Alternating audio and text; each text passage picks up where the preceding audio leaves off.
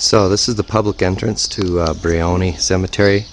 Locals say Brioni, but Elio, who just showed us through, called it Brion. Giuseppe Brion is buried here. The two rings you see straight ahead are an emblem of the Brion's love for each other. Up in this main entrance area, we're standing on a pool of water underneath us. You can see the water through the slits, and some of these panels actually are loose. If you go this way, you have the water gate, which you dip down into the water. It's locked now again. But to give you some an indication of some of the detail here, if you look up into the ceiling here, you can see the scupper that lets the water drain straight down into the floor here and back down into the moat. We've got two of those conditions happening there. And then as we walk out this way, we go into the main grassway. There's Janine and Bella. And I'll show you some of the surrounding that we sit in.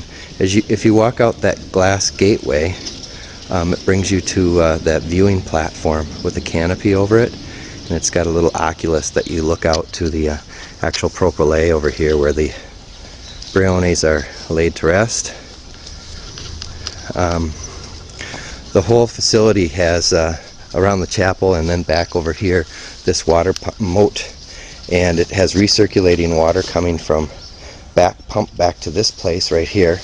And you can see that this actually gets really deep. It's about, even this slit is about 3 feet deep. You can see my reflection down in there. And then it gets a little bit larger and continues to drain up into the larger pool over there. There's Bella. There's the Brions.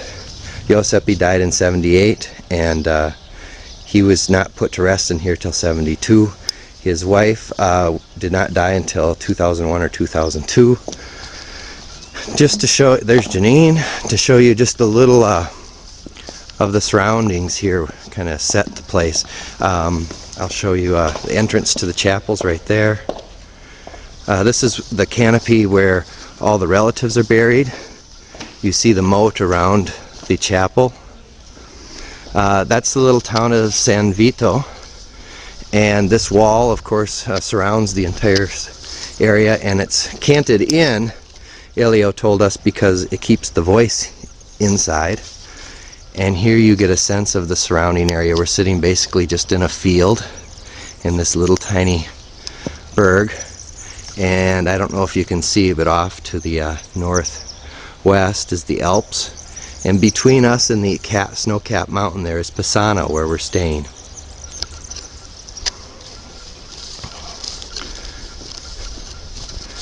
There's Robin. Robin, you want to go up the steps and try to pound so we can hear the noise?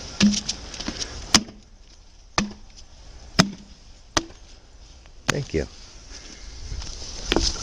There's another step over there, which I don't know if I'll have enough time to grab with this video, but I'm going to walk you into the actual chapel now. I know I put this video on its side, but I really want to capture everything. This would be the more private entrance. All the pumping gear is down underneath here. This private entrance was open today, but you have to get local contacts to let you into the actual chapel. And Elio left the chapel open for us. This large gate here actually opens up, and it dramatically changes the entrance to be just an overlapping space, an extension of that portico. Janine, would you stand in front of that altar to give a sense of scale?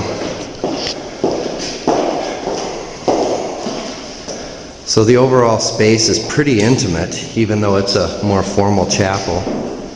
The alabaster doors behind open up, and so does the gate. That corner gate opens up as well. It's locked now again. But Bella, you want to open one of those alabaster doors? Yeah. So they let in the light, and then they also open up manually. There's a ziggurat and the ceiling ziggurat everywhere. And finally you can go out this little private entrance to the chapel, walk across the waterway, and you can see the overall chapel here. Really a very intimate scaled chapel. Bella just hiding behind there. And there you pretty much have all of Brion.